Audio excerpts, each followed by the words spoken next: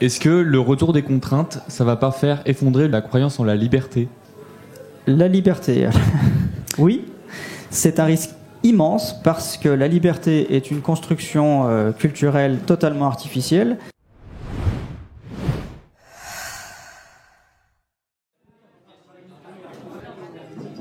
Bonjour. Cette table ronde vient en fait dans la prolongation d'un premier événement qui s'appelait « Question du lectorat, l'énergie du déni », je reprends mes notes, pendant lesquelles un certain nombre de questions ont été posées autour de cet ouvrage. Et donc on voulait aller plus loin en ouvrant un débat avec d'autres personnes et d'autres points de vue. Je vais laisser se présenter les deux intervenants pour savoir qui ils sont, puis après je dirai comment on va organiser cette soirée. La parole est à vous. Bonsoir. Donc Anne, moi de formation, je suis un pur produit de l'université. J'ai fait de l'anthropologie dès mes premières années d'université. Je suis allée jusqu'au doctorat en anthropologie sociale et ethnologie. Et très rapidement, je me suis spécialisée sur deux régions de l'Himalaya indien, le Ladakh et le Cachemire. Et j'y ai étudié pendant un certain nombre d'années et vécu dans cette société de subsistance, mais en transformation à l'heure où j'y étais. Et j'ai travaillé sur les relations interconfessionnelles entre les bouddhistes, sunnites et chiites ladakhi. Et j'ai essayé d'appréhender ces relations interconfessionnelles au travers des pratiques d'échange alimentaires. Donc j'ai étudié les pratiques agricoles, les pratiques rituelles, au sens rite de passage, rite religieux, l'économie du bazar, voilà. Et puis je suis rentrée avec ma thèse, et comme les anthropologues, ça n'intéresse pas beaucoup les universités, et j'ai cherché du travail, et donc je suis devenue consultante. Et j'ai travaillé en fait pour des grands groupes du CAC 40 qui travaillaient avec les Indiens et qui n'arrivaient pas à travailler avec les Indiens. Donc j'ai essayé de gagner ma vie le plus proprement possible, et puis j'en ai eu marre de faire ça. Ça avait de moins en moins de sens. Donc je suis partie travailler à l'international. Donc là, j'ai développé des projets de formation de niveau master un peu partout dans le monde. J'ai beaucoup consommé de gasoil, ce qui a commencé aussi à me poser des gros problèmes de conscience. Et du coup, en avril 2018, j'ai atterri à l'UGA comme chef de projet IDEX. Et en fait, maintenant, qu'est-ce que je fais ? Je développe des programmes de formation interdisciplinaires accessibles à tous les étudiants de l'université, quels que soient leurs horizons. Et les programmes sur lesquels on travaille tournent autour des enjeux socio-environnementaux. Ok. Vincent ? Bonsoir à tous, merci pour l'invitation. Je suis ravi de pouvoir croiser... Oui, j'ai pas dit ni bonjour ni merci. Bonjour, merci. J'ai une formation initiale de psychoclinique, ce qui teinte quand même un peu mon travail parce que j'essaye de comprendre en particulier ce qui nous fait psychiquement dans notre rapport au réel. Après j'ai fait des quantités d'activités qui ne sont pas du tout liées au sujet de ce soir, donc je ne vais pas forcément les préciser. Quoi qu'il en soit, dans mon parcours, il y a quand même cette intention de se confronter d'une part aux questions d'ordre existentiel, et puis des réponses données par le réel, c'est-à-dire certaines de ces questions existentielles se confrontent à des limites, et j'essaye de comprendre comment nous, les humains, nous confrontons à ces limites. On va parler d'énergie, d'écologie, de risque, peut-être ce soir. Je fais très court parce que c'est pas très intéressant dans mon parcours, mais en tout cas, je m'intéresse aux questions des limites, et voilà. Alors, je vais me baser sur 3-4 transparents, juste pour rythmer les thèmes. Le premier, l'idée, c'est qu'au centre, vous voyez le problème des dérèglements. Aujourd'hui, il y a des constats. On ne va pas les décrire ici. On suppose que c'est un acquis pour tout le monde. Ce qui va nous intéresser aujourd'hui, c'est les contraintes de la physique et de la thermodynamique et d'autres contraintes de la biologie et de l'évolution. On va essayer de faire 3 points. Le premier que vous voyez marqué 1 ici, c'est pourquoi on en est arrivé là aujourd'hui. Le deuxième point, on va s'interroger sur le mot transition, qui est très très à la mode aujourd'hui. Et puis, une fois qu'on aura un petit peu progressé là-dessus, si on a le temps, on va parler des leviers d'action aujourd'hui, sachant ce qu'on entend par transition. Donc, je vais commencer par cette diapositive pour Vincent, à qui je vais poser la question suivante. Dans ton dernier ouvrage, donc, tu insistes sur l'impossibilité pour l'humain de transgresser certaines lois, telles que l'entropie ou la dissipation de l'énergie. Qu'est-ce que tu entends par l'énergie et qu'est-ce que c'est que l'entropie et dissipation d'énergie ? Bon, J'ai commis un ouvrage dans lequel j'essaye de rappeler effectivement quelles sont à la fois les conditions nécessaires à l'existence d'une façon générale et en même temps comment ces conditions nécessaires à l'existence s'accompagnent de contraintes qu'on ne peut pas dépasser. C'est pas qu'on a du mal à les dépasser, c'est qu'on ne peut pas. L'énergie, personne n'en a de définition de la qualité. On ne sait pas ce qu'est l'énergie en tant que substance, en tant que nature. En revanche, on sait ce qu'elle fait et on sait qu'elle n'est définissable que par les transformations qu'elle permet. Voilà, je vais essayer d'avoir une définition claire, mais c'est pas si simple parce qu'on ne peut l'avoir que par défaut, cette définition. Pour moi, en résumé, l'énergie, c'est ce qui permet. Tout ce qui est transformé, qui bouge, qui change d'état, qui se déplace, qui tombe, qui vole, etc. Tout ce qui est différent entre deux temps de l'évolution n'a pu être différent que parce qu'il y a eu dissipation d'énergie. Donc c'est assez abstrait comme approche. Je préfère résumer en disant à gros traits que l'énergie c'est ce qui permet, parce que c'est ce qui, à mon sens, nous offre la possibilité de l'appréhender pour nos questions sociétales, complexes, et ensuite par rapport aux limites que l'énergie va imposer. Nos sociétés se permettent beaucoup de transformations industrielles, agricoles, de déplacements, de voyages, beaucoup de transformations. Et le problème, c'est que ces transformations, et c'est là où l'entropie entre en jeu, eh bien, elles sont toutes irréversibles. Ce qui fait que, alors là encore à gros traits, toutes ces transformations, on a du mal à pouvoir toujours les réparer si par ailleurs d'autres contraintes viennent s'ajouter aux premières, c'est-à-dire que l'énergie, ce qui permet, on en a de moins en moins chaque jour. Voilà, je préfère rester synthétique sur cette première introduction concernant l'énergie, parce que je préfère qu'on débatte ensemble autour de ces sujets-là. Et par ailleurs, je ne suis pas physicien moi-même, donc un physicien vous serait plus précis. Je voulais juste rappeler qu'on dépend de l'énergie pour absolument tout. Rien ne se passe sans énergie. Et l'utilisation de l'énergie est conditionnée. Ça génère des transformations irréversibles, donc potentiellement des dégâts, si on consomme plus d'énergie que par exemple, ou plus de matière transformée que les écosystèmes peuvent en supporter, et éventuellement, comme c'est le cas pour nous, si on utilise une énergie qui génère une transformation irréversible qui s'appelle les émissions de CO2, on dégrade irréversiblement le climat, ou en tout cas à l'échelle du temps qui nous concerne. Ok. S'il y a eu transgression, c'est par qui le rôle de l'Homo sapiens là-dedans? Est-ce que du coup, avec ce que tu viens de dire, est-ce que le concept de transition énergétique a un sens?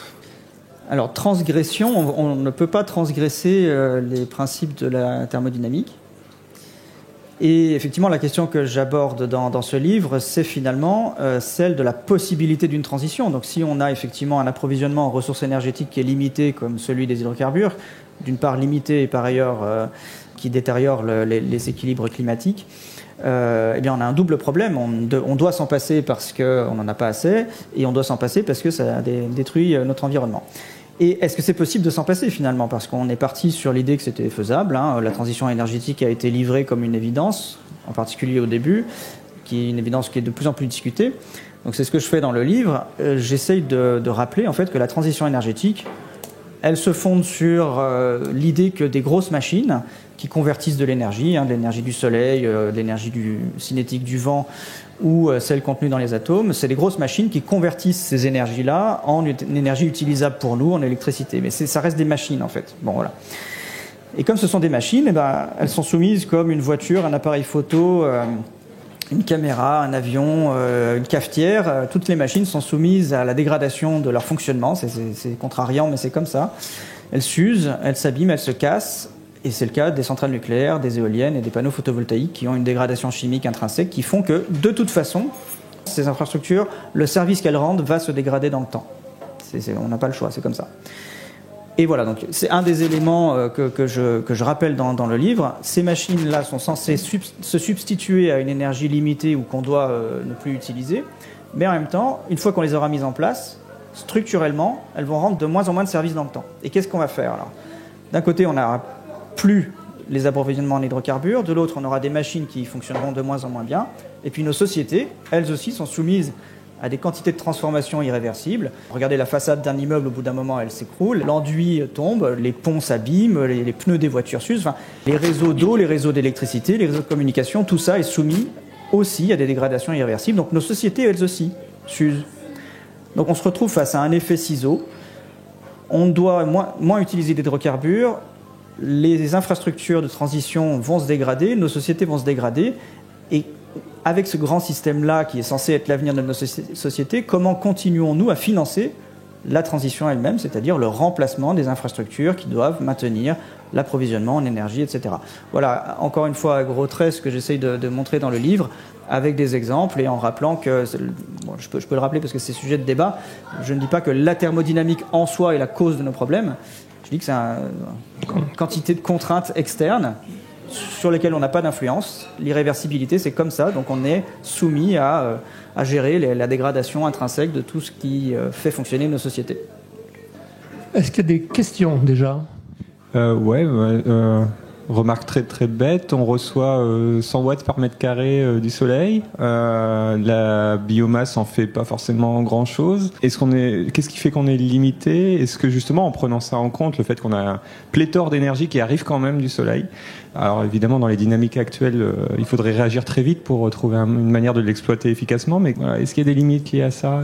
Pour moi, il y a une limite évidente que j'explore à peine dans ce livre qui est très court, mais que j'explore dans un autre article que j'espère pouvoir publier un jour. Il y a une limite fondamentale, c'est que les infrastructures de transition ne sont pas capables de s'auto-organiser, à contrario d'une plante, d'un arbre ou d'un être vivant comme nous. C'est-à-dire que ces infrastructures ne sont pas capables d'acquérir par émergence, comme c'est le cas des êtres vivants, des propriétés qui ne sont pas contenues dans les éléments qui les constituent, d'accord, des propriétés émergentes, et qui leur permettent d'aller par elles-mêmes chercher les ressources qui leur permettent de remplacer tout ce qui s'use chez elles. Ça, c'est le propre des plantes et des êtres vivants. Les plantes autotrophes font ça sans consommer d'autres êtres vivants. Nous sommes hétérotrophes, nous devons manger d'autres êtres vivants pour pouvoir remplacer nos cellules qui se dégradent, dont le fonctionnement se dégrade, etc. Mais les infrastructures ENS, elles ne peuvent pas faire ça. Je parle d'infrastructures éoliennes, photovoltaïques et nucléaires ensemble, parce que pour moi, conceptuellement, c'est un même objet, c'est-à-dire ce sont des infrastructures de transition énergétique qui sont soumises aux mêmes problèmes conceptuels que j'illustre. Donc, est-ce que parce qu'il y a beaucoup d'énergie qui arrive sur la planète, nous serions capables de la capturer suffisamment bien pour qu'elle compense les dégradations liées à l'évolution naturelle des ENS, c'est là où, si nous ne sommes pas capables de rendre les ENS auto-organisables, je ne le pense pas. La dernière fois que l'humain a pu être auto-organisé en ne consommant que l'énergie du soleil, c'était bien avant que nous exploitions les hydrocarbures eux-mêmes.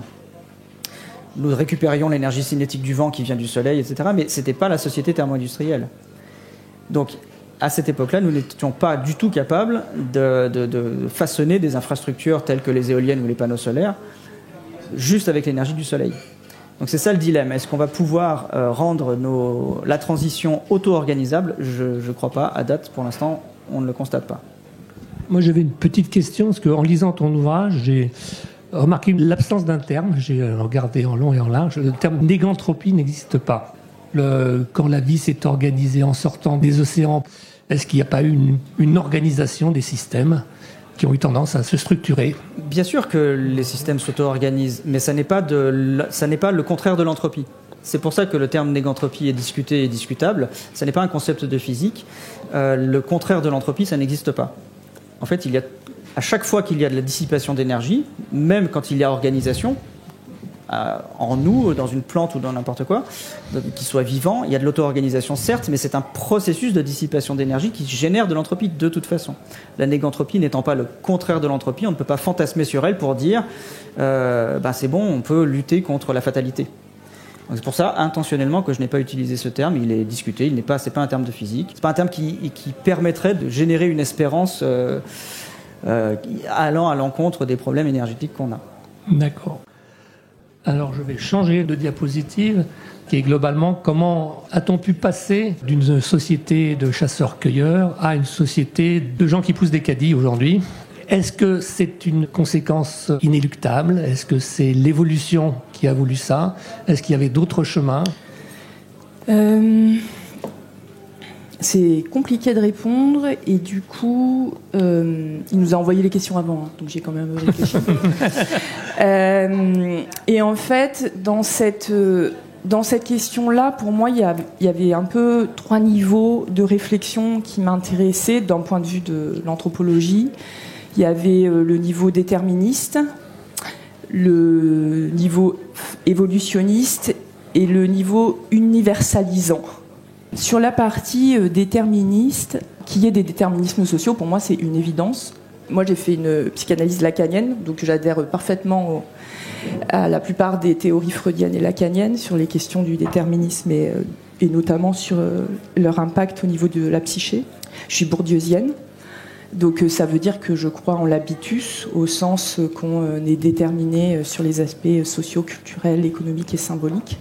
Ceci étant dit, ce en quoi je crois, c'est que si on prend conscience en tant qu'individu de ces déterminismes, on a la possibilité de les dépasser pour partie. Enfin, pour moi, le déterminisme, c'est pas quelque chose de définitif.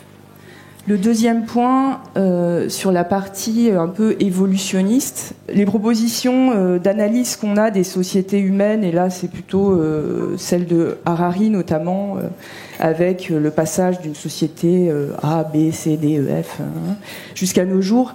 Alors déjà, il faut bien comprendre que ça, c'est le premier courant de pensée de l'anthropologie évolutionniste. Ce premier courant de pensée, il est né en même temps que la proposition de réflexion de Darwin sur l'évolution biologique.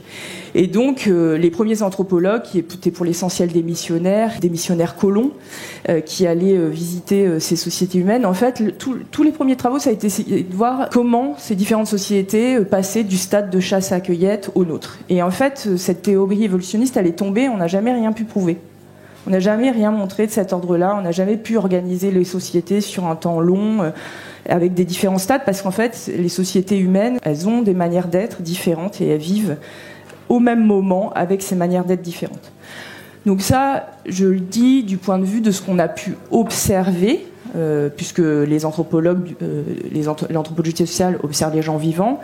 Après, ce qui est intéressant aussi, là, c'est le dernier bouquin de Graeber et Wengrow qui s'appelle « Au commencement était », une autre histoire de l'humanité, qui propose aussi une analyse de cette réflexion et une forte critique des thèses d'Harari, et qui, eux, étudient la période humaine entre moins 4000 et plus 1000, donc 5 millénaires. Donc Graeber, c'est un anthropologue, peut-être que vous connaissez, il s'est fait connaître pour sa théorie sur les bullshit jobs, notamment. Et puis Wengrow, c'est son ami archéologue, et en fait, c'est très intéressant parce que finalement, il montre comment... dans ces périodes-là, des sociétés humaines avec des formes d'organisation sociale tout à fait différentes vivaient dans un même temps. Aussi que ces sociétés humaines variaient leur forme d'organisation sociale, c'est-à-dire qu'elles pouvaient passer d'une forme d'organisation sociale de chasse et cueillette à une certaine période de l'année à une organisation sociale en cité, organisée avec des rapports de hiérarchie très identifiés dans une autre période de l'année. Elles ont pu être tentées par l'agriculture, mais elles sont revenues aussi en arrière, en voyant en fait tout le boulot que ça générait, l'agriculture, parce que dans un environnement relativement abondant, en réalité, la chasse et cueillette, c'est beaucoup plus facile que l'agriculture. Aussi, leur proposition, c'est de dire qu'elles se construisent par ce que Mauss a proposé, c'est-à-dire ce qu'on appelle la schimogénèse, c'est-à-dire que les sociétés humaines se construisent d'abord et avant tout par la rencontre avec l'autre. Et donc, dans le cadre de cette rencontre avec l'autre, elles choisissent d'imiter certaines choses ou de se différencier de certaines choses. Et du coup, elles produisent du différent. Et il n'y a pas forcément une espèce de rationalité derrière tout ça, à part celle d'un souhait de différenciation. Et du coup, je trouve ça intéressant parce qu'en fait, ça donne de l'épaisseur, une richesse. Ça montre qu'à certaines époques, il y a eu plusieurs manières d'être ensemble. Alors, effectivement, ça s'est crispé. C'est-à-dire que c'est quand même notre forme d'être au monde, enfin nous, la société occidentale, qui a pris le dessus sur tout. Enfin, nous, les anthropologues, nous n'étudions que des sociétés qui disparaissent. Nous n'avons fait que ça. Et puis le dernier point aussi, c'est du coup, dans ces théories, la partie un peu universalisante, en fait, là où ça m'embête beaucoup, c'est qu'en fait, quand on pense, quand je pense ces sociétés humaines-là aujourd'hui, en fait, je les pense avec mes catégories de pensée d'aujourd'hui et les catégories de pensée de ma société dans laquelle je suis. Et ces catégories de pensée, elles sont le fruit d'une histoire, elles sont le fruit de systèmes de valeurs, elles sont le fruit d'un certain nombre de choses qui m'organisent et qui me font regarder le monde d'une certaine manière. Et alors, il y a un anthropologue qui a surtout travaillé là-dessus, qui s'appelle Philippe Descola, qui a démontré dans ses théories, en fait, que pour lui, alors dans les sociétés humaines vivantes observables, qu'il y avait 4 grandes manières d'être au monde. La manière naturaliste, qui est la nôtre, et qui est une manière qui a un rapport extrêmement utilitariste au monde. Et du coup, l'énergie, ça me fait référence pour moi à cette notion d'utilité. En fait, notre rapport on voit toujours le monde à l'utilité. Même aujourd'hui, les écolos, ils parlent de service écosystémique. Je déteste ce terme, ce service écosystémique. C'est toujours vécu sous la forme d'un service et d'une utilité rendue à l'homme. Mais ce que Philippe Descola montre, c'est comment cette pensée-là, elle s'est inscrite en fait dans la période de la philosophie des Lumières et qu'elle a produit ce que nous sommes notamment aujourd'hui. Et puis il y a 3 autres manières de penser le monde qui sont le totémisme, l'animisme et l'analogisme. Je détaille pas, on pourra en reparler. Mais nous disons qu'on est plutôt passé d'un système analogique à naturaliste. Et en fait, ce qui est important pour moi, c'est de me dire qu'il y a eu d'autres manières de faire, d'autres manières d'être au monde, que je ne peux pas les savoir et les connaître toutes, parce que je ne peux même pas les penser, parce que je suis dans un monde qui est le mien et je fonctionne avec mes catégories de pensée. Et pour moi, c'est hyper important de préserver ça, parce que je me dis sinon, mais ces peuples, on leur aura tout pris. On leur aura tout pris, quoi. C'est-à-dire, on leur aura pris leur vie, parce qu'on est allé les chercher, qu'on les a foutus en esclavage, pour générer l'accumulation primitive. On leur aura pris leur territoire. Je veux dire, on est allé, on prend tout, on rase tout, on prend ce qu'on a à prendre pour nous servir. Et en plus, on leur prend leur pensée, c'est-à-dire leur manière d'être au monde. Mais en fait, on n'a juste pas le droit de faire ça. Je veux dire, ils existent. Et ils existent avec leur manière d'être. Et du coup, c'est là où je tire un peu, d'espoir dans le fait de me dire, j'ai vécu quand même dans une société où les gens, ils avaient un autre rapport au monde et qu'il y a d'autres possibilités de faire. Et que par contre, c'est comment on fait pour faire. En tout cas, aujourd'hui, la question de la transition et de ce que tu as dit, moi je suis parfaitement d'accord avec toi, mais pour moi la question, elle est au-delà de ça. Est-ce que la transition, telle qu'on la propose aujourd'hui, cette transition énergétique, est-ce qu'elle est désirable ? Oui. Et pour moi, elle n'est absolument pas désirable. Oui, donc dans les questions que je pouvais avoir par rapport à ça, je ne sais pas si tu l'as abordé, Anne, mais les problèmes de hiérarchie sociale et le rôle qu'ont ces hiérarchies sur l'emprise, sur les limites sur la planète, en gros.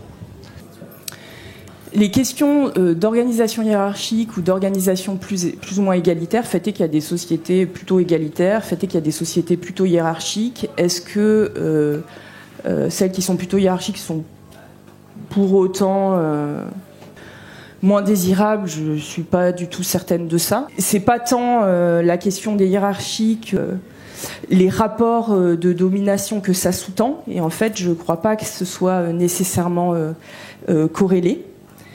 En fait, c'est plus compliqué que ça. Il y a tout un ouvrage là sur ces questions-là qui a été travaillé par Louis Dumont qui s'appelle Homo hierarchicus et qui analyse notamment toute la société indienne et le système des castes. Et en fait, c'est très complexe ces affaires-là. Et du coup, ce qu'il y a aujourd'hui, c'est que je crois une accumulation des richesses par un nombre de plus en plus petit qui est quand même sans précédent. C'est ça qu'il faut questionner, c'est-à-dire les rapports de domination et comment ces rapports de domination ont conduit notre société à des niveaux d'accumulation de richesse hallucinants. Mais dans les sociétés de chasse de cueillette, de beaucoup qu'on a étudiées, il y avait tout un système de régulation, en fait, de l'accumulation. Des sociétés qui, je pense, avaient compris que ça pouvait être dangereux, et donc qui mettaient en place tout un système d'organisation sociale qui limitait, en fait, l'accumulation, et du coup, qui régulait les choses. Je crois qu'il y avait une question dans la salle. Oui, c'était plus une remarque tout à l'heure quand vous disiez on leur a pris leur territoire. Pour moi, c'était une vision un peu anthropomorphiste puisque, à leurs yeux, ces territoires ne leur appartenaient pas. Ce sont eux qui appartiennent à la terre, qui en prennent soin. C'est toujours anthropomorphique ce qu'on dit. On parle toujours depuis nous. On ne peut pas parler depuis autre chose que l'humain. C'est quand même compliqué. Parler depuis les non-humains, on n'est pas un non-humain. En fait, on produit une pensée depuis nous en tant qu'humains. On peut se connecter à d'autres choses que l'humain. Il y a des pratiques autres qui permettent de se mettre à la place d'autres êtres vivants. Oui, mais pour autant, on ne peut pas être dans la tête de ces êtres vivants. Avant de passer au thème suivant qui sera celui de la transition, je voulais peut-être vous demander 2-3 mots sur les questions de terminologie. autour d'anthropocène, capitalocène, voire autre chose, dérégulocène. Donc peut-être que chacun se prononce sur le terme qu'il trouve le plus approprié. Je veux bien Vas-y. enchaîner. Alors, ça me permettra de préciser quelques éléments par rapport à ce que tu as apporté à la discussion. J'ai été surpris, comme j'ai précisé tout à l'heure, moi je n'ai pas de cursus de recherche, je n'ai pas de cursus scientifique. Donc j'ai étudié un peu de mon côté les théories de l'évolution, la physique, etc. Et puis j'ai produit un tout petit peu de matière à penser parce que je m'inquiétais des risques écologiques. Et par différents canaux, j'ai apporté un peu le résultat de mes réflexions. Et effectivement, j'ai constaté très rapidement que dès qu'on parlait d'énergie et d'évolution, il y avait une réception positiviste de la théorie de l'évolution et du terme énergie, c'est-à-dire comme si nécessairement ces termes-là étaient connotés occidentalocentrisme et croissance, réussite d'une société particulière qui, au titre d'une interprétation singulière de l'évolution ou de la notion d'énergie, justifierait sa propre existence et son propre modèle. Sauf que moi j'avais pas prévu ça, donc mes travaux sont neutres, aussi neutre que possible, ce qui n'est jamais vraiment possible, mais en tout cas, je me rapproche des lectures neutres de la théorie de l'évolution. Pour moi, dans la théorie de l'évolution, la négativité, c'est pas un jugement, la négativité au sens, par exemple, de réduction de la voilure intentionnelle d'une communauté pour des raisons X ou Y, par exemple, pour épargner un milieu, pour restaurer un équilibre des pouvoirs qui évite trop de domination, c'est de l'évolution. C'est absolument de l'évolution, ce n'est pas du tout... l'évolution n'est pas un cadre qui oblige la vie à devenir plus complexe en soi, ou les sociétés humaines à devenir plus complexes. Ce qui fait que les sociétés, ou la vie en général devient plus complexe, c'est circonstanciellement des rapports, à mon sens, des rapports entre les êtres vivants ou entre les sociétés qui les motivent ou pas, mais en tout cas les motifs par défaut à se défendre existentiellement. En particulier, les êtres vivants pratiquent la défense de leur progéniture et préfèrent protéger la transmission de leurs gènes. Alors, c'est pas non plus une lecture généticienne de l'évolution, mais ou de leur culture pour les humains, et quelque culture que ce soit, lorsqu'elle est potentiellement confrontée à une rivalité, à une agression, par exemple, on va essayer de la défendre. Et c'est ce mouvement-là qui, à mon sens, provoque la complexification et a engendré le fait que nos sociétés, les sociétés humaines d'une façon générale, sont au cours du temps et en moyenne devenues plus complexes et consommant plus d'énergie. Mais par défaut, je crois que ni le vivant ni les sociétés humaines ne cherchent par eux-mêmes intentionnellement la complexification, ne serait-ce que parce que la complexification du rapport au milieu implique plus de consommation d'énergie, donc c'est une exposition à un risque de manque d'énergie, etc. Le vivant est par défaut assez conservateur, je crois. Le vivant d'une façon générale, et les sociétés humaines aussi. Donc je n'ai pas de lecture finaliste au titre voilà, la société occidentale devait arriver, pas du tout. Il se trouve qu'elle est là par contre. Voilà, donc il faut bien remonter le matériel scientifique qu'on a pour expliquer pourquoi elle est là. Donc la proposition que j'ai, c'est que le contexte de la compétition et la rivalité, accompagné de la coopération, a produit ce monde-là aujourd'hui. Et il est important de déconstruire cette lecture finaliste, positiviste ou occidentalocentrée, parce que sinon, effectivement, on ne pourra pas réinjecter dans nos pensées, dans notre culture, dans notre projection sur l'avenir, d'autres façons de penser, qui sont parfaitement des produits de l'évolution, mais qui ne s'organisent pas du tout de la même façon dans leur rapport au milieu, à l'énergie, à la hiérarchie, etc. Donc voilà, je tenais à préciser ça parce que c'est important. Et donc mon approche, l'approche que je propose, c'est de ne pas trop utiliser Anthropocène, qui est effectivement, comme Madame le disait, très anthropocentré. Je propose plutôt l'idée d'un dérégulocène. Alors je devrais écrire beaucoup plus sur ce sujet-là. Pourquoi ? Parce qu'un dérégulocène me semble plus neutre, justement, politiquement, plus difficile à récupérer sur le plan partisan, alors que le capitalocène, encore une fois, on cible un type d'organisation et on considère qu'elle est la cause de tous les problèmes. Je ne crois pas ça du tout. Ça ne veut pas dire qu'il ne faut pas critiquer ou lutter contre le capitalisme, mais enfin, ça serait trop simple, à mon sens, de dire que le capitalisme est la cause de tous les problèmes. Donc, Anthropocène, capitalocène et d'autres termes en scène me conviennent moins que dérégulocène, qui est à mon sens ce qui est possible dans le vivant, c'est-à-dire qu'une espèce se retrouve à ne plus avoir de prédateurs, par exemple pour une raison X ou Y, et surexploite ses ressources, mais pas parce qu'elle le désire, juste parce que circonstanciellement elle est plus régulée. Et effectivement, dans ce cas-là, elle va, sans le vouloir, dépasser la capacité de charge de son milieu, trop consommer de ressources et d'énergie et finir par être régulée. Elle a dérégulé ce qui d'habitude tempère son développement. Donc pendant un temps, elle va exploser la capacité de charge de son milieu, puis elle va finir par être régulée si elle ne disparaît pas. Nous sommes une espèce un peu particulière, c'est que quand elle est exposée à un risque, rival, circonstanciel, climatique, nous avons la capacité à supporter la dérégulation par développement de techniques. Voilà. Et donc, c'est devenu un dérégulocène. Ce qui peut arriver dans le vivant de façon fortuite est devenu un dérégulocène, peut-être pour nous, en ce sens que à chaque fois que nous avons craint d'être régulés pour des raisons X ou Y, nous avons développé des techniques, nous nous sommes défendus, donc nous avons maintenu la dérégulation au fil du temps. C'est une hypothèse de travail, hein, c'est rien d'autre. Nous aurions maintenu la dérégulation, c'est-à-dire le dépassement de la capacité de charge, plus et mieux que d'autres espèces autour de nous, et c'est ce qui aurait progressivement, alors je ne vais pas développer là, mais progressivement contribué à développer notre cerveau un peu singulier et notre façon d'interagir avec les autres et le réel, si singulier. Tu parlais de Descola tout à l'heure, c'est également une trame que je suis. Donc voilà, le dérégulocène, c'est une espèce qui parvient à développer suffisamment de techniques pour maintenir le dépassement de la capacité de charge, en profiter allègrement, c'est-à-dire autant mieux se défendre de la prédation que mieux transmettre ses gènes, sa culture, ses cultures, et augmenter en démographie. Et c'est particulièrement flagrant depuis 40 000 ans par rapport aux 260 000 ans précédents qui ont été relativement stables en démographie. Voilà, donc c'est une idée pour situer de façon plus neutre et moins récupérable sur le plan politique cette période où la capacité de charge est dépassée puis explosée, et voilà, et c'est là où le dérégulocène devient un peu contrariant, c'est qu'au bout d'un moment, nous ne sommes pas tout puissants, nous ne sommes pas des dieux, nous ne sommes pas capables de dépasser éternellement la capacité de charge. Donc il est bien à craindre que nous soyons, nous aussi, finalement, comme toutes les autres espèces, régulés d'une façon ou d'une autre. Voilà, ça, c'est le sujet le plus angoissant pour l'avenir, mais il faut pouvoir le penser, et avec tout le matériel culturel disponible, comme tu le disais précédemment. Je pense que le terme idéal serait plutôt pour moi l'utilitarocène.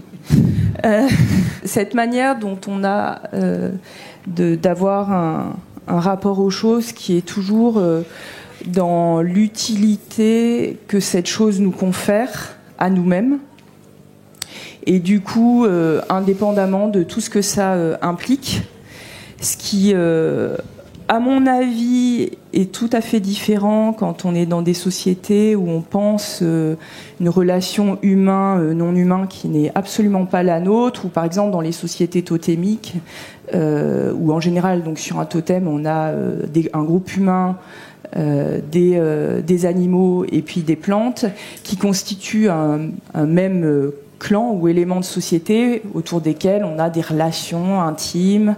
Ils sont considérés comme des parents, donc pour lesquels il n'y a pas de consommation, notamment de ces plantes ou de ces animaux, parce que c'est comme si on consommait sa tante ou son frangin. Mais j'aime bien le terme capitalocène, comme pour Malm, parce que je pense que ce rapport au monde très utilitariste, il trouve son paroxysme dans le modèle capitaliste néolibéral, en fait. Et fait est que cette question-là, moi j'ai tendance à un moment à un autre à vouloir la politiser et à vouloir discuter du coup de nos institutions. Parce que je pense que si on ne discute pas de nos institutions, je ne sais pas en fait comment on peut changer les choses si on ne change pas nos institutions.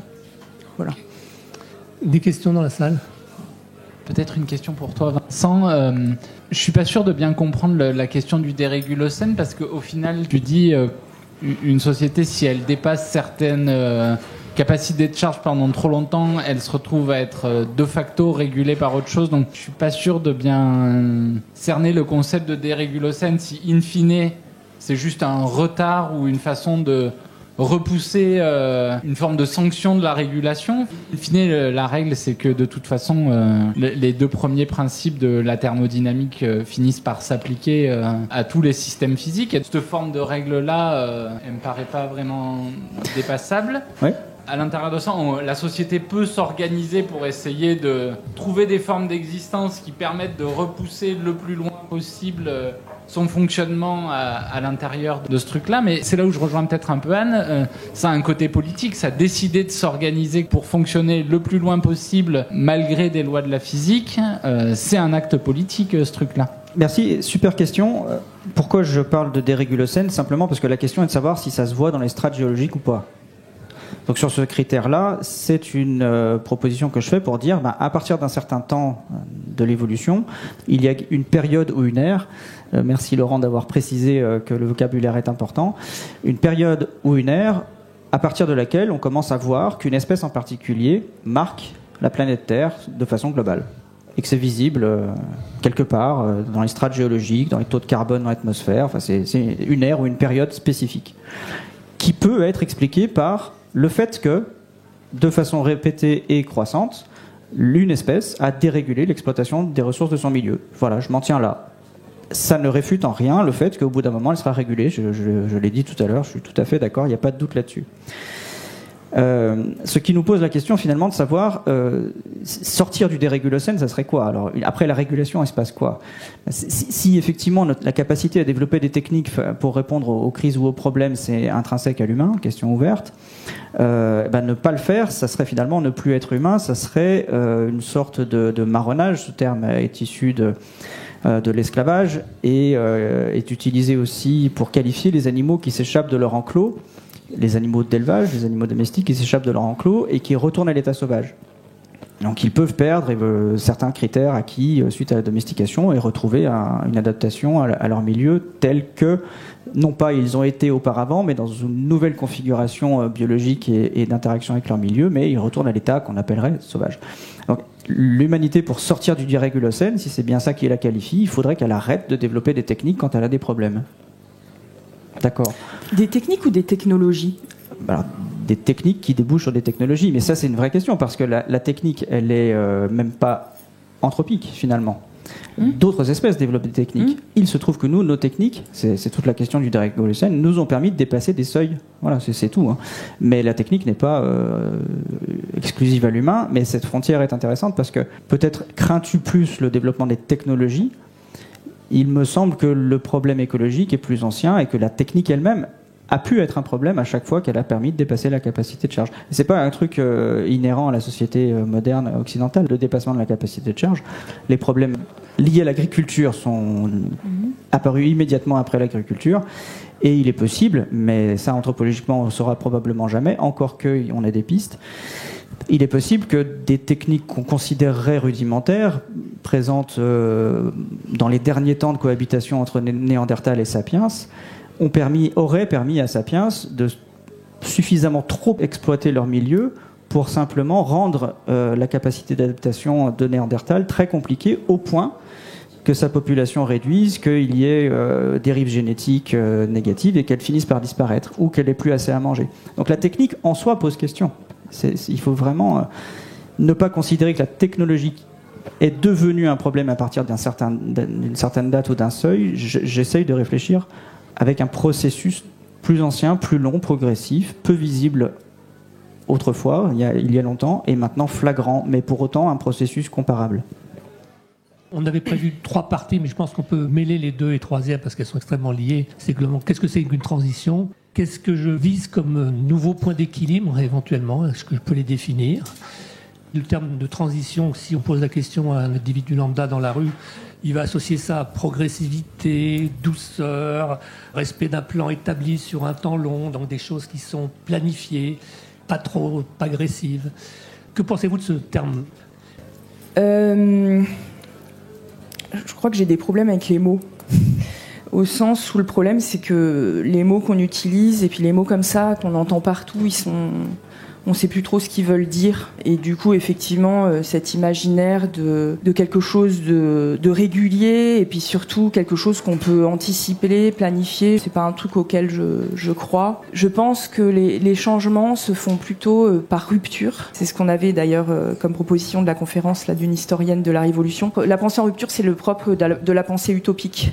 Et du coup, de la pensée d'autre chose, d'une autre manière de faire. Du coup, c'est un petit peu compliqué parce qu'à l'université, en fait, je dirige un service qui s'appelle la Design Factory pour les transitions, alors que même le mot transition, en fait, ne me parle absolument pas. Tout le travail qu'on essaye de faire, c'est plutôt auprès des étudiants de leur permettre de se réapproprier la pensée systémique, qu'ils ont très peu parce que tout le système scolaire éducatif fait qu'on ne peut pas l'acquérir. Cette pensée systémique leur permet de voir les choses en interaction et de voir comment elles fonctionnent. Ça ne suffit pas. Il fallait que pour les mettre dans l'action, parce qu'aujourd'hui on a des jeunes qui vont très mal quand même, pour les mettre dans l'action, en fait, il faut qu'on aille les chercher dans l'imaginaire. Et du coup, il faut qu'on aille les chercher dans l'imaginaire, dans l'utopie, dans quelque chose en rupture.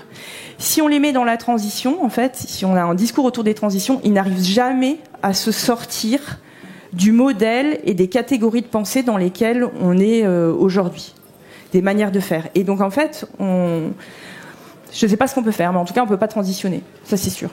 Donc, du coup, c'est juste pas pour moi le mot que je souhaite utiliser et sur lequel je souhaite faire travailler les étudiants. Et qu'est-ce que tu utilises plutôt alors?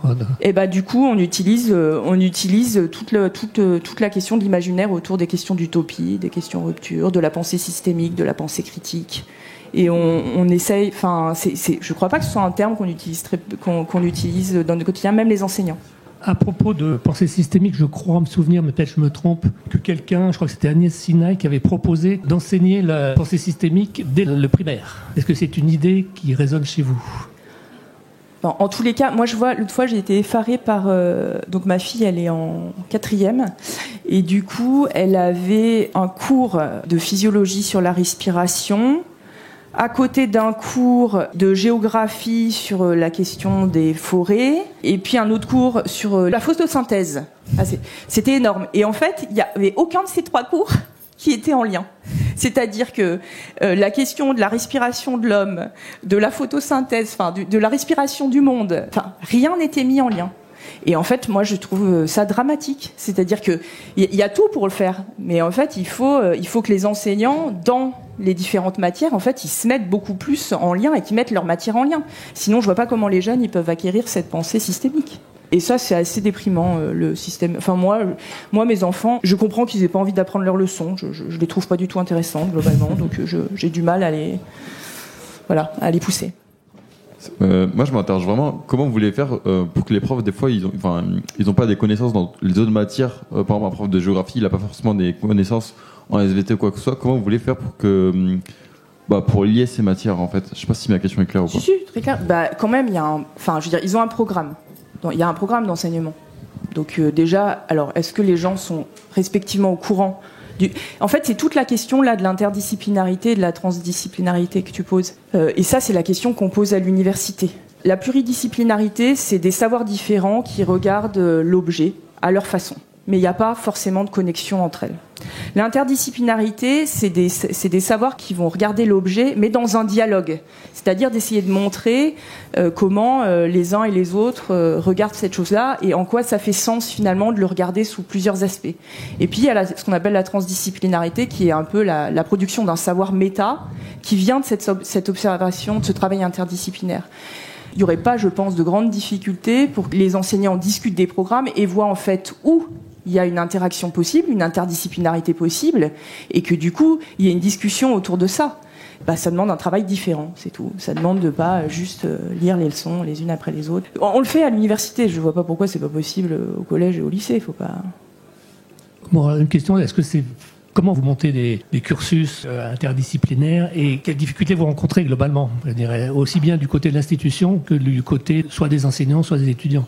En fait, c'est pas si compliqué que ça parce qu'il y a beaucoup d'enseignants-chercheurs et de chercheurs qui voient bien que l'ultra-expertise disciplinaire, en fait, ne va pas pouvoir apporter de réponse aux problèmes. Et je pense se sentent de plus en plus décalés avec ce qu'ils enseignent, ce sur quoi ils font de la recherche et puis ce qu'ils voient, en fait, l'état du monde dans lequel ils vivent.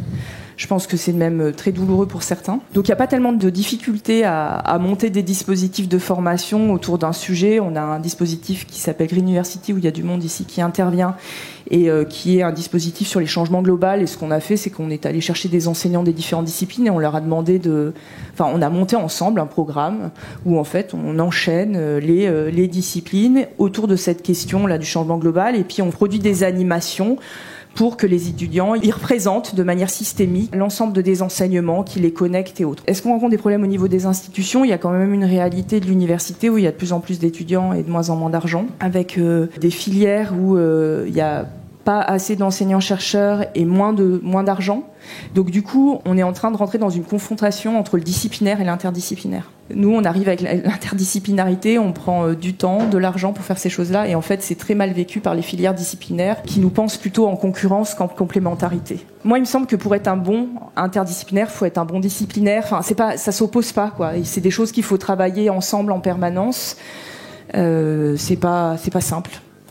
Tu parlais justement de mettre en lien en fait les profs pour qu'ils discutent de ça, mais souvent on manque de profs et tout, et qu'il manque de temps. C'est un temps qu'il faut trouver. Comment les profs justement au collège, comment ils font justement pour trouver ce temps-là pour discuter et trouver une solution, quoi. Monsieur Macron a trouvé la réponse. Il faut travailler plus pour le même prix. Enfin, je veux dire, c'est clair. Ça, c'est aussi une question de choix politique. C'est quoi ce qu'on met dans l'éducation ? Quels moyens on met dans l'éducation ? D'ailleurs, est-ce qu'on fait de l'éducation ou de la formation ? Ça, c'est une grande question. Je veux dire, aujourd'hui, on a une injonction à faire de la formation, c'est-à-dire à vous former pour que vous correspondiez au marché du travail. On n'a pas une injonction à vous éduquer. On n'a pas une injonction à faire que vous sachiez penser. C'est toute la question d'un projet de société, de ce projet de société, de la place de l'école, de la place de l'université, du coup des moyens alloués à ça. Enfin, tu vois, c'est une autre utopie.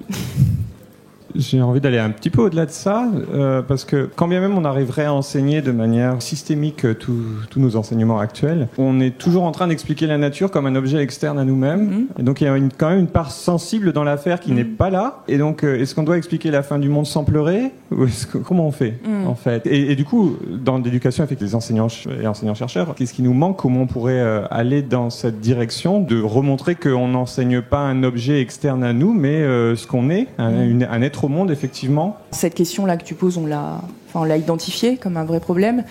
Du coup, tous les projets, on essaye d'avoir un apport de connaissances, donc ça vient mobiliser plutôt la raison. On essaye d'avoir toute une proposition d'un rapport au sensible. Donc en fait, on a des ateliers avec les étudiants d'expression en fait des sentiments, de ce que ça leur fait vivre. On a des formes d'animation en fait, de pédagogie un peu autour de la créativité et autres pour essayer, tu vois, qui sortent un peu dans les productions du carcan habituel. Et puis on a identifié aussi la nécessité d'aller sur le terrain, de voir les choses, de les toucher, de les ressentir. Mais voilà, en fait, c'est des dispositifs, tu vois bien, ça va être hyper coûteux. C'est-à-dire, ça va être hyper coûteux et en taux d'encadrement et en capacité à faire et à mobiliser et à aller sur le terrain et des choses comme ça. Donc c'est pas du tout simple. C'est pour ça que c'est un choix. Je rebondis brièvement sur ta question. C'est coûteux. Économiquement certainement, mais c'est aussi coûteux émotionnellement en fait de reconnecter, pour reprendre un terme très discutable, de se reconnecter à la nature. Parce qu'en fait, la nature, elle n'a pas besoin de nous. Elle se passe très bien de l'humanité, la nature. Et elle a même plutôt tendance à chercher à l'agresser ou à l'éliminer ou en tout cas à la réguler. C'est le sujet de la discussion. Donc, nous reconnecter, nous, à la nature qui vivons dans l'une des sociétés les plus riches de la planète, c'est immédiatement se dire que nous devons réduire ce qui nous protège d'elle. Voilà, réduire les avantages qu'on a et qui font que on se soigne bien, on mange bien, alors que c'est avec les techniques de nos ancêtres il y a 40 000 ans, il y avait 1 million d'humains sur la planète, il n'y en avait pas 8 milliards. C'est ça, se reconnecter à la nature. Et c'est très important, si on veut traiter correctement la question émotionnelle autour, de faire un choix clair. Est-ce qu'on veut dire ce que signifie se reconnecter à la nature sur le plan de la potentielle régulation, ou est-ce qu'on veut protéger les gens émotionnellement sur des craintes fondamentales, et entre les deux, quel résultat ça donnera?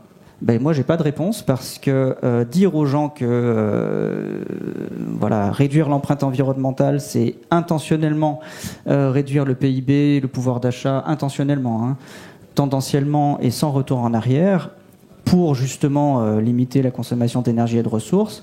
Le dire, ça veut dire vous vous soignerez moins bien, vous mangerez potentiellement moins bien, pas forcément immédiatement, mais un jour, ou en tout cas, il y aura une répartition très très très différente de la production, qu'elle soit alimentaire ou de richesse qui finance les systèmes de santé. En ce moment, on est confronté à un immense problème de rivalité guerrière. Le PIB, c'est aussi ce qui permet à une société de se défendre. Donc, se reconnecter à la contingence, à ce qui normalement s'impose à nos sociétés, émotionnellement, il faut pouvoir dire, soit on le fait, mais alors là, émotionnellement, ça va pas être facile, soit on le fait pas, et du coup, l'enseignement continuera à cloisonner et à faire des esprits ensilotés, protégés émotionnellement, mais à court terme, et puis à long terme, probablement qu'ils seront surpris du retour, par exemple, d'une contrainte rivale que personne n'avait prévue il y a un mois, par exemple. Juste, à la fois, je me demande si c'est ça le pire, parce que, si tu veux, ok, ça va être dur de se reconnecter, mais parce qu'effectivement, ça implique un certain nombre de renoncements, mais c'est se reconnecter à quoi? Parce qu'un monde sans eau et surpollué, on ne va pas se reconnecter à grand-chose. Donc, ce qui ajoute au problème, tout à fait. Sur la question de la déconnexion, moi j'y vois une question de distribution de cette déconnexion et du coup de politisation de cette question. C'est pas comme si Homo sapiens, la façon dont cette question des impacts qu'il génère sur la nature, elle soit répartie de façon universelle et équitable, et du coup ça me paraît un peu facile de dire il n'y a rien à faire sur cette question et d'évacuer sans même la poser la question des inégalités et de la distribution de la richesse, du pouvoir, etc. derrière cette question-là, quoi. Aucune réserve, c'est central. Il faut, on pourra citer Laurent Mermet qui est mort trop tôt et qui s'inquiétait du refoulement du distributif, c'est-à-dire comment nous allons aborder l'avenir écologique en oubliant les très très fortes inégalités de répartition de la charge de l'effort. Voilà. Je suis d'accord avec cette remarque. En tous les cas, peut-être pour vous rassurer, moi j'ai vécu dans une société où il n'y avait pas d'électricité, pas d'eau courante. En fait, il n'y a pas vraiment besoin d'électricité parce qu'en fait, tous les outils qu'on a marchent sans électricité. Par contre, ça c'est sûr qu'on n'aurait pas pu survivre sans eau. Ça c'est une évidence. C'est-à-dire que c'est même la denrée la plus importante, celle qui génère presque le plus de corvées en fait. Il y a une dimension aussi que je trouve qu'on questionne pas assez dans tout ça là. Je disais tout à l'heure à Nicolas, ce qui a été la plus grande altérité pour moi dans cette société-là, c'est pas d'apprendre le ladaki, les rituels, tous ces trucs-là. C'est le rapport au temps. Ça, c'était vraiment quelque chose de différent et ça a été affreux de rentrer. C'est-à-dire que quand vous vivez dans une société comme ça, un peu de subsistance, en fait vous vivez sur le rythme du monde. C'est-à-dire que vous levez le matin parce que la lumière, le soleil se lève, vous quêchez le soir parce qu'il se couche, qu'il n'y a rien pour vous éclairer. Il n'y a rien qui rythme votre journée à part l'essentiel du travail qui est lié à maintenir la maison au-dessus de votre tête pour vous alimenter. Donc le travail un peu agricole. Les Ladakis ne sont pas des chasseurs-cueilleurs. D'abord parce qu'ils vivent en climat semi-désertique et puis comme ils sont pour l'essentiel bouddhistes, ils n'ont pas le droit de tuer. Et en fait, il y a quelque chose aussi de retrouver un temps long, un temps lié à celui du monde, de la nature, qui, à mon avis, est un impératif, en fait, à penser si on veut reprendre la main, en fait, sur ce qui nous arrive. Parce qu'on vit quand même dans un système d'accélération permanent. D'ailleurs, toutes les technologies sont des technologies d'accélération. Maintenant, en 24 heures, il faut voir, on a des journées triples. C'est pas du tout ça, la journée au Ladakh. Et puis surtout, le fait d'être dans un temps long, vous imaginez pas la richesse des relations sociales. Il y a le temps, en fait, pour être avec l'autre, pour discuter avec l'autre. Bien sûr, on travaille toujours, toute la journée. C'est même des travaux plutôt difficiles, parce qu'on travaille la terre et autres. Mais en fait, il y a quelque chose qui est inscrit dans ce temps du monde, qui est vraiment salvateur et qu'il faut vraiment qu'on se réapproprie. Ça a été très, très douloureux pour moi, quand je suis rentrée. J'ai mis beaucoup de temps, en fait, pour vous dire, je suis restée enfermée pendant 2 mois dans la chambre chez mes parents. Sortir, c'était pas possible, en fait. J'arrivais plus en fait, j'avais plus les repères. La reconnexion était difficile. Ouais. Oui, Vincent, tu disais qu'on doit s'asseoir sur certains de nos acquis et que ça va être difficile, etc. Il y a quand même toute la pensée d'Illich qui nous dit qu'on a dépassé un certain nombre de seuils de convivialité qui fait que la société dans laquelle on vit, elle est pire. On peut démontrer qu'elle est pire que celle qu'on avait avant de dépasser certains seuils. Enfin, je sais pas, est-ce qu'il y a une possibilité quand même de revenir un petit peu en arrière, au moins pour gagner un peu de temps, qui nous permettent de nous retrouver à l'intérieur de ces seuils de convivialité qui feront que... on a été de toute façon trop loin et il y a au moins cette marge. Mais déjà, j'en sais rien. Peut-être que c'est possible. Alors, s'il y a une condition, à mon sens, pour que ça soit possible, a fortiori si on veut maintenir la possibilité du débat démocratique, c'est-à-dire du choix lucide sur la réalité des efforts à faire pour éventuellement revenir à un seuil de convivialité tel que proposé par Ivan Illich, eh ben, il faut expliquer que la première chose, en partant par ceux qui en ont le plus à réduire, c'est le pouvoir d'achat. Or, il se trouve que le pouvoir d'achat, c'est la première demande, on le sait, c'est étudié à chaque élection, c'est la première demande des électeurs. Le maintien ou l'augmentation du pouvoir d'achat, c'est la première motivation des gens à aller dans la rue, les retraites, voilà, tout ce qui est lié au pouvoir d'achat. Donc oui, pas de problème, peut-être que ça arrivera un jour, mais il faut dire il faut demander, solliciter ou expliquer pourquoi le faire et dans quel objectif, à quel horizon ça aura un effet positif sur la convivialité qu'on souhaite retrouver, pour que les personnes, les citoyens puissent faire ce choix d'aller dans cette direction-là. Après, la convivialité d'Illich, elle s'inscrit dans la plus grande période d'accélération de la réduction des inégalités que l'humanité ait jamais connue, qui est les 30 ou 40 dernières années. À partir des années 90, eh bien, le nombre d'humains vivant au seuil de pauvreté extrême, c'est-à-dire moins de $2 par jour, a été divisé par 4. Et c'est une corrélation, on pourra discuter de la causalité, mais c'est aussi la période de plus grande accélération de la conversion en richesse de l'énergie consommée par l'humanité. C'est vraiment la grande explosion, à partir des années 80-90, la grande explosion de la consommation fondée sur les hydrocarbures. La forme de l'avenir n'est pas prédictible, mais si c'est possible, ça doit être expliqué. Je pense que c'est la clarté du message qui fera que ça se rendra possible si jamais ça l'est. Puis, ce qui est pervers, et du coup aussi, quand tu dis que ça soit expliqué, c'est sur les termes, c'est-à-dire, c'est quand même fou ce terme, pouvoir d'achat. C'est-à-dire, acheter, c'est un pouvoir. C'est un pouvoir qui nous est donné. Acheter des trucs inutiles, c'est un pouvoir. Tu parles d'un pouvoir. Faut rediscuter des mots, quoi, parce qu'il faut voir à quel point ça génère ce que Melman, je sais pas si tu l'as lu. Non. Il appelle des économies psychiques. En fait, il a toute une analyse de comment notre modèle de société, notre mode de consommation, ça a transformé notre psyché, quoi. Et en fait, ça va être très compliqué de revenir en arrière. Très, très compliqué. Oui. Parce que ça demande, un gros travail presque de délobotomisation, je ne sais pas, mais un truc comme ça. On parle parfois de décolonisation des imaginaires, c'est ça, ouais. Je ne sais pas si ma réponse te satisfait. Moi, mon approche, si tu veux, c'est de dire, depuis Illich, il s'est passé exactement l'inverse de ce qu'il attendait. Moi, j'essaie de comprendre. C'est ça, en fait, mon travail. J'essaie de comprendre pourquoi on veut ça et on obtient exactement l'inverse. Donc, je suis obligé de raisonner, de poser des hypothèses contrariantes qui disent que, on voudrait un monde plus confortable, plus convivial et plus agréable à vivre pour tout le monde, et on se retrouve à avoir à acheter des objets qui accélèrent notre vie et nous frustrent. Pourquoi ?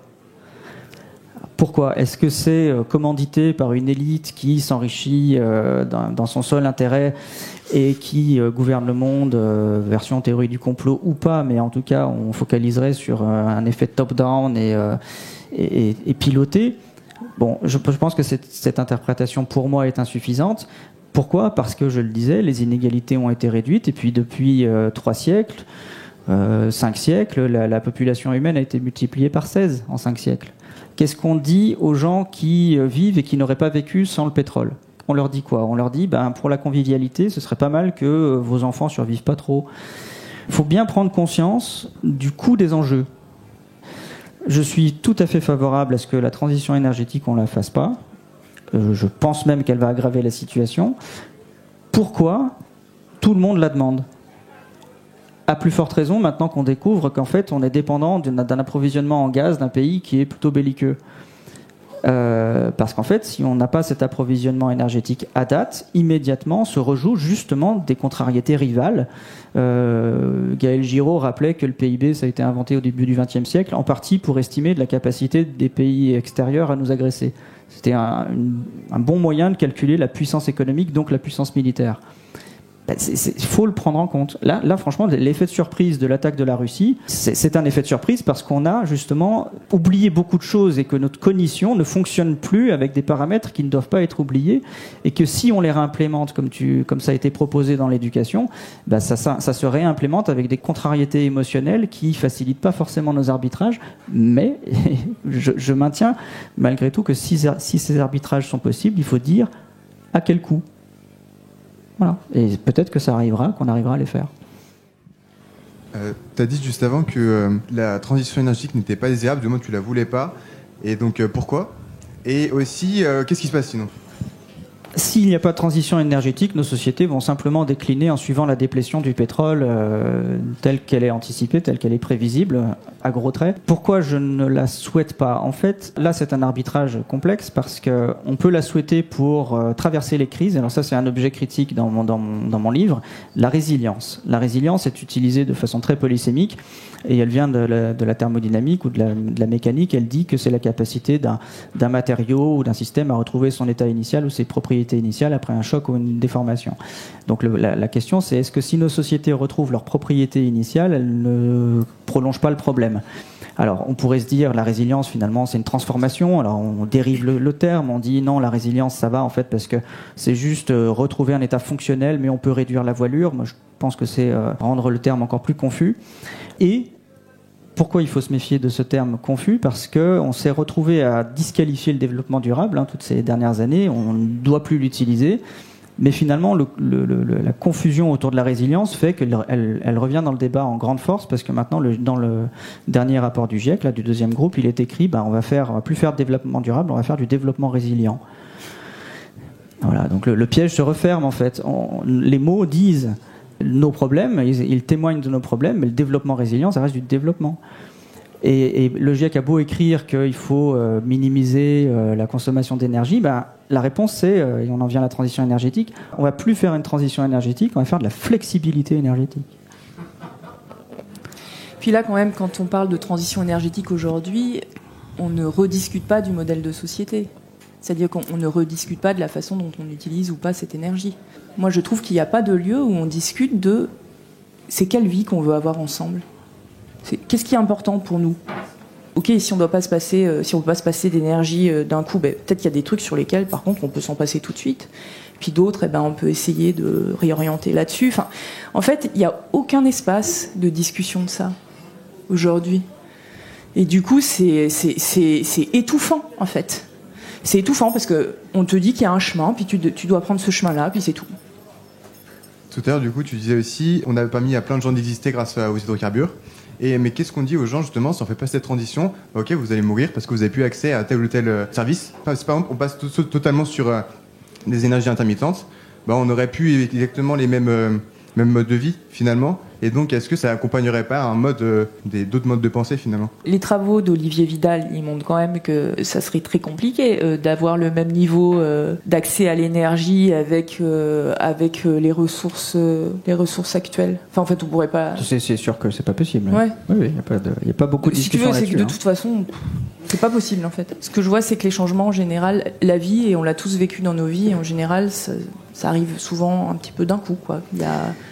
La planification, j'y crois pas trop. Je rebondis sur ce que tu dis. En fait, pourquoi il faut ne pas trop croire à la transition ? Parce que là, tu arbitres en disant, si on fait une transition, on va lisser la pente, on va amortir la chute. C'est un peu ce que propose Jean-Marc Jancovici avec le nucléaire, d'autres avec les énergies intermittentes. Mais comme on n'observe ni l'un ni l'autre, on n'observe pas de transition, ni même de ralentissement, enfin, on n'observe rien de satisfaisant sur le plan énergétique pour l'instant. Il faut engager une autre hypothèse, qui est celle que je développe dans le bouquin, c'est qu'on a tellement besoin d'énergie, c'est là où je voulais en venir tout à l'heure avec la résilience, qu'en fait, et c'est pour ça à mon sens que le GIEC parle de flexibilité énergétique, c'est pour noyer le poisson, la transition ne va pas possiblement servir à descendre, mais à maintenir au plus haut la consommation d'hydrocarbures. En fait, à date, c'est ce qui se passe aujourd'hui. C'est-à-dire que par l'entremise des marchés, je pourrais vous donner des références, ou par directement soutien technique à l'exploitation d'hydrocarbures, aujourd'hui, la transition énergétique avec les panneaux solaires, les éoliennes et le nucléaire, ça sert essentiellement à ne pas réformer le modèle de consommation d'hydrocarbures. On a un exemple sous les yeux qui se déroule en ce moment avec des décisions prises au plus haut niveau de tous les États, en particulier en Europe. Eh ben, la résilience, c'est pour l'Europe aujourd'hui traverser la crise provoquée par l'agression de la Russie. Traverser cette crise, ça veut dire investir énormément sur tout ce qu'on a en énergie intermittente et nucléaire, voire relancer des programmes nucléaires un peu partout. C'est de nouveau en discussion. Macron l'avait fait avant. D'autres pays se lancent dans l'affaire parce qu'il faut pouvoir gérer les ruptures d'approvisionnement subites en hydrocarbures. Mais une fois qu'on a géré ces crises-là, est-ce qu'après, on continue à fonctionner juste avec les énergies de substitution ou est-ce qu'on reconsomme des hydrocarbures ? Je pense qu'on va reconsommer des hydrocarbures parce qu'ils restent à date 80%, ils constituent 80% de ce qui permet de générer du PIB. Et c'est pas les quelques énergies de substitution qu'on va mettre qui vont changer ce ratio, elles ne le changent pas ou d'un pouillème au fil des ans. Donc si tu penses que la transition peut servir à amortir la chute, je pense que la réalité pour l'instant te contredit et que les programmes, y compris au cœur du GIEC, sont écrits pour garantir que les sociétés fonctionnent au même niveau. Le dernier rapport du GIEC parle de décroissance, mais ne dit pas qu'il va falloir suivre cette piste-là prioritairement. Il y a marqué développement résilient. Si tu penses solution avec les énergies de substitution, tu vas te retrouver avec les énergies de substitution plus un accroissement de consommation d'hydrocarbures. C'est le risque. Et pour aller dans ton sens, peut-être une semaine après le début de la guerre en Ukraine, il y avait le vice-président de la FNSEA qui parlait. Donc il parlait de résilience. Il fallait qu'on revienne à un niveau de résilience par rapport à la production de blé. Et donc il nous expliquait, ce monsieur, bien gentiment, que puisqu'il fallait qu'on en revienne à la résilience, les écolos, ils allaient commencer à arrêter de nous prendre la tête avec les pesticides et les problématiques de biodiversité. Parce que c'était pas ça le problème. Le problème, c'était de produire du blé. Du blé en quantité suffisante parce qu'on n'allait plus pouvoir aller se fournir en Ukraine et en Russie. Donc c'est surréaliste. Mais en fait, c'est quand même que les mots veulent plus dire les mots. Quoi. Oui, c'est quand même ça le problème. Moi, j'avais une question à ce propos. En gros, depuis début 2020, on a 3 crises successives qui se conjuguent. La crise du dérèglement climatique qui est extrêmement mise en avant. Il y a le Covid. Et puis maintenant, il y a une crise géopolitique avec la guerre en Ukraine. Tout ça se surajoute les uns aux autres. Et donc, il faut prendre des mesures par rapport à ça pour pouvoir réguler un peu les choses. La question, c'était par rapport au nucléaire en particulier. De quel point de vue on parle quand on parle de résilience ? Si on prend la France, on parle beaucoup d'augmenter la production nucléaire pour pouvoir garantir un certain niveau de vie. Aujourd'hui, 66% de l'uranium provient de pays en cours de déstabilisation parce qu'ils sont très très fragiles. On fait des projets à 20 ans, à 30 ans, en disant que le monde ne va pas bouger. Est-ce que là, il n'y a pas quelque chose à travailler ? Je ne sais pas qu'ajouter à ce que tu décris parce que je suis entièrement d'accord. On fantasme sur une substitution d'une part et puis un maintien... toutes choses égales par ailleurs à un même niveau de PIB grâce à la transition. Et évidemment, je le disais en préambule, les ENS, donc les énergies de substitution, c'est juste des machines. Et donc elles ont besoin de ressources, elles ont besoin de ressources critiques et elles ont besoin de ressources qui proviennent de l'étranger, dans des pays instables, et qui souvent sont indexées à des rapports économiques qui, eux, sont indexés à la puissance agricole ou aux achats d'hydrocarbures aux échelles mondiales. Donc, tout ça est un système potentiellement instable qui, à mon sens, se surajoute à la question de la transition énergétique. Non, ces machines-là ne marcheront pas éternellement. C'est sûr et certain. Oui, c'est sûr. Je suis quand même étonnée que vous parliez toujours hydrocarbures, jamais vous ne parlez charbon. Or, dans les énergies fossiles, l'uranium est une énergie fossile, comme le charbon, et ça ne fait pas partie des énergies substituables, parce que, si vous voulez, c'est des énergies dans lesquelles on nous a enfouis depuis un siècle, et en matière d'émissions de CO2, on sait quelle est l'importance que ça a, la Chine et l'Inde, qui sont quand même sous le régime essentiellement du charbon. Il faut peut-être penser aux autres, à toutes les énergies fossiles dans leur globalité. Oui, alors, les hydrocarbures, ça comprend le pétrole, le gaz et le charbon. Les hydrocarbures, ce sont des chaînes hydrocarbonées en chimie. Et donc les chaînes hydrocarbonées, il y en a 3 formes essentiellement. Une qui est dérivée de la fossilisation des arbres, en gros, et l'autre qui est dérivée de la fossilisation du plancton. Et donc tout ça, c'est les hydrocarbures. L'uranium, lui, est pas du tout même fossile. C'est une ressource minérale qu'on trouve. Oui. Et vous n'avez jamais parlé des énergies issues de la mer. En matière de recherche et développement, on a des axes, et en particulier dans nos pays occidentaux, qui sont simplement en relation avec les grands groupes. Oui, et pas tout à fait, dans le sens où il y a beaucoup d'essais qui sont faits sur les énergies marémotrices. C'est beaucoup plus compliqué. Intuitivement, on pourrait se dire qu'il y a beaucoup d'énergie dans la mer, on va la récupérer facilement. En fait, la mer, c'est un milieu très agressif pour les matériaux. Il y a des problèmes d'ensablement, par exemple, des hydroliennes. Et il y a des problèmes de maintenance, parce qu'aller dans l'eau pour entretenir, c'est très compliqué. Enfin voilà, je ne veux pas développer, mais ça a été développé comme potentiel. Il se trouve que le potentiel est moins grand que ce qu'on aurait espéré. Est-ce que les énergies qui proviennent des volcans seraient une potentialité Il y a de la géothermie utilisée dans quelques pays, en Islande par exemple. La géothermie, c'est très local comme énergie, et puis c'est très le potentiel est faible en fait. Alors, il faut bien se rendre compte que les 100 millions de barils qu'on consomme de pétrole par jour, c'est une énergie incroyable, que l'énergie marémotrice, les éoliennes, enfin tout ce qu'on pourrait avoir sous la main, même développé au maximum, ne parviendrait pas du tout à suppléer. Enfin, je suis mauvais en chiffres, donc je ne vais pas vous en donner. Je peux juste vous dire que c'est absolument vertigineux le différentiel entre le potentiel d'énergie dite renouvelable et ce que fournissent les hydrocarbures. Et à la fois, moi j'en reviens toujours à ma question, c'est développé pour faire quoi ? On peut parler énergie, mais en fait peut-être qu'avant on doit se poser la question de pourquoi, c'est quoi ? Pourquoi faire ? Quelle société ? Sinon en fait j'ai l'impression qu'on prendra toujours le truc par le petit bout, quoi, et donc on n'y arrivera pas. Pour vous, la transition énergétique n'était pas souhaitable, et justement parler de résilience, ça n'a pas vraiment de sens. Mais ce genre de discours, ça risque pas de nous pousser plutôt à l'inaction, plutôt qu'à vraiment transiter vers un monde meilleur ? C'est juste un arbitrage. C'est, comme tu le dis, savoir quelle société on veut et sur quel support énergétique.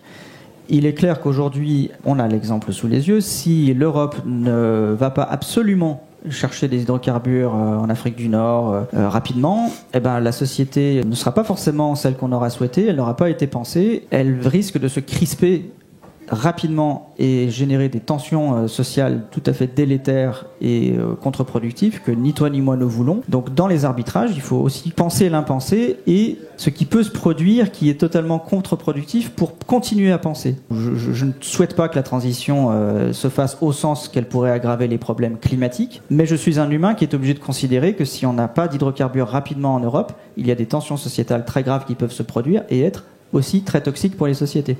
Les arbitrages de demain, c'est aussi des arbitrages qualitatifs, transition, pas transition, quantitatifs, quelle quantité de telle chose qu'on exploite, mais c'est surtout des arbitrages court terme, long terme. À long terme, tout ce qu'on consomme dans l'instant d'hydrocarbures, ça génère un problème climatique qui est délétère pour les humains de demain. À court terme, tout ce qu'on ne consomme pas d'hydrocarbures, c'est un problème immédiat pour, par exemple, gérer une crise sanitaire. Ou une crise alimentaire qui est aussi indexée au prix du pétrole. Voilà, les tensions aujourd'hui font craindre des explosions, révoltes de la faim, comme on les appelle. Et donc tout ça, c'est du court terme. Et c'est indexé à la quantité d'hydrocarbures qu'on consomme. Et on ne veut pas qu'il y ait de révolte de la faim, on ne veut pas qu'il y ait de problèmes sanitaires. Tout ça, c'est des arbitrages court terme, long terme, et hyper complexes et hyper frustrants. C'est malheureusement tout ce que je peux te dire. Donc si vous voulez faire rentrer du politique et de la discussion sur la société idéal qu'on veut pour demain, il faut penser que dans l'instant, on fait des choix qui nous servent à court terme, c'est sûr et certain, ça il ne faut pas le nier, mais qui sont délétères pour le long terme. Et trouver cette épaisseur-là pour minimiser les risques entre le court terme et le long terme. Bon, en tout cas, il faut toujours penser la violence, parce qu'il n'y a pas de société sans violence. Et il y en aura forcément. Et donc, il faudra penser la nature de cette violence, là où elle s'exprimera, et comment on peut la minimiser. Mais ça, c'est un projet de société. Oui. C'est un projet de société un peu par défaut. On dit que la Première Guerre mondiale a été rapidement perdue par la France parce qu'elle avait oublié qu'il fallait se défendre potentiellement parce qu'elle vivait plutôt bien et que du coup l'armement était oublié. On n'a pas eu d'industrie militaire. Et puis là, l'Europe, elle se retrouve un peu dans la même situation aujourd'hui. Elle a oublié de développer une industrie militaire et c'est légitime. Et en même temps, je comprends très bien que nos pays, depuis 30, 40, 50 ans, aient préféré investir dans l'hôpital, dans le bien-être, dans des maisons confortables, plutôt que dans la défense. Il n'y avait pas besoin. Mais sauf que, comme tu le dis, la violence, elle est malheureusement présente et qu'il faut aussi la penser pour éviter qu'elle nous revienne sans avoir été prévue.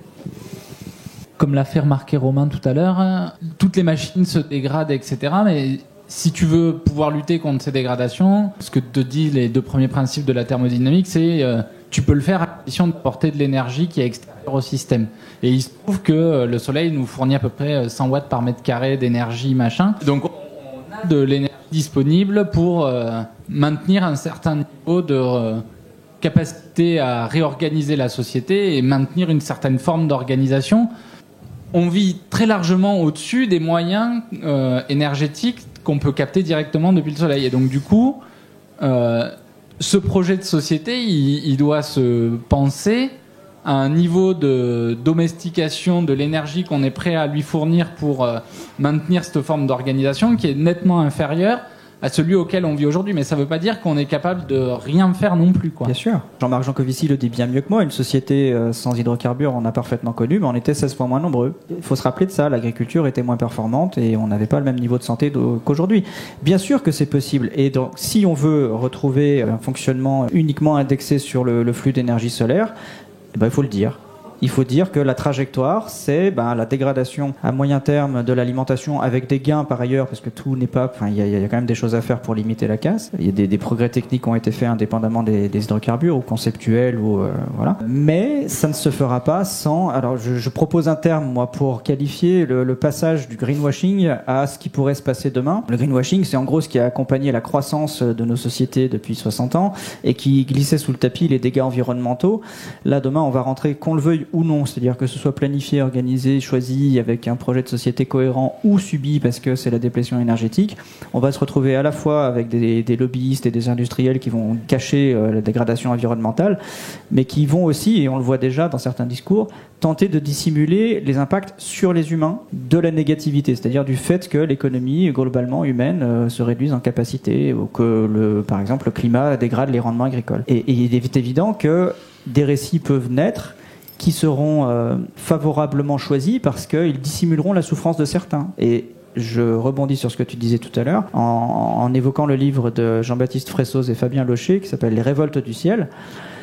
Il faut entendre que la crise climatique, le risque d'effondrement des sociétés, c'est pas un truc qui est né avec le rapport Meadows, ça existait déjà même avant, mais surtout après la Révolution française, 1789, en tant que concept crainte politique. Il fallait absolument entretenir le climat, faire en sorte que nos forêts soient vivantes, vivaces, fertiles et croissantes, parce qu'il fallait éviter que le climat se détériore, parce que les sociétés dépendaient d'une agriculture efficace. Et, c'est là où je voulais en venir, il montre dans le livre que les sociétés occidentales ont utilisé le discours écologique, le risque d'effondrement, le risque climatique, pour aller exploiter des ressources dans leurs colonies.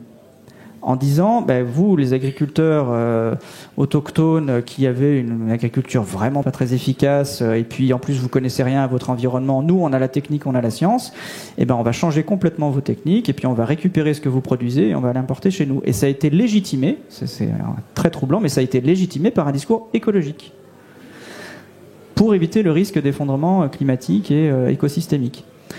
Donc c'est pour dire à quel point l'écologie, non seulement ça marche pas très bien, mais en plus ça peut être instrumentalisé, et c'est ta crainte dans ton discours, par les sociétés dominantes pour continuer à maintenir la domination sur d'autres sociétés.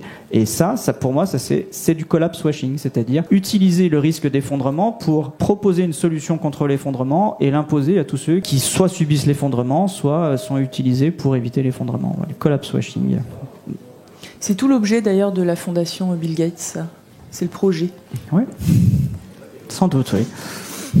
Il y a un petit livre, Bill et Melinda Gates. C'est sur la fondation, il faut vraiment voir ce qu'ils font, en fait. C'est assez hallucinant.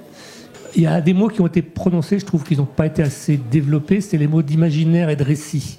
On a parlé des récits des dominants, mais est-ce qu'il y a des récits alternatifs ? Sur cette image, on voyait quel nouveau point d'équilibre éventuellement on peut viser comme imaginaire, quel récit on peut construire autour de ça, qui fasse un peu bouger les gens aujourd'hui. Quel récit ? Mais en fait, il faut trouver des lieux où on peut inventer ces récits. Déjà, il faut mettre en œuvre des temps et des lieux où on peut inventer ces récits. J'ai lu un bouquin dont c'est pas mon utopie, mais du coup, j'ai trouvé qu'il y avait une vraie proposition. Ça s'appelle Voyage en misarchie d'Emmanuel Docès. Et donc, il a une proposition de société qui est la misarchie.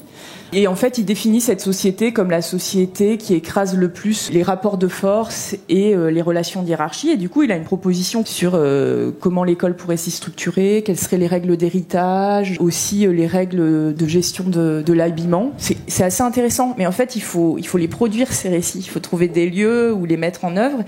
Et en fait, moi, je suis toujours étonnée par la difficulté des jeunes à le faire, c'est-à-dire à se libérer en fait du discours qu'on leur produit sur la société. Et finalement, la société, elle va dans ce sens-là, les petits gars, et vous n'avez pas le choix. Hein, donc débrouillez-vous avec ce qu'on vous donne. Je sais pas faire ça autrement que en discutant, lisant, s'autorisant à penser des trucs fous. Enfin voilà, je sais pas. Tu as un avis ? Je suis toujours celui qui plombe le plus la soirée, je suis désolé. Mais oui, il faut absolument tout explorer. Tout, absolument tout. On me demande régulièrement si, face à l'hypertechnologie, il faut explorer les low-tech. Bon, très bien, il faut le faire. Parce que je ne sais pas comment l'avenir va se dérouler, et puis en plus c'est imprédictible. Donc peut-être que les low-tech, même sûrement, vont jouer un rôle intéressant quand il y aura des crises. Oui, alors c'est pareil, il faudrait définir le terme de low-tech, parce que les low-tech faites avec des high-tech, c'est compliqué déjà.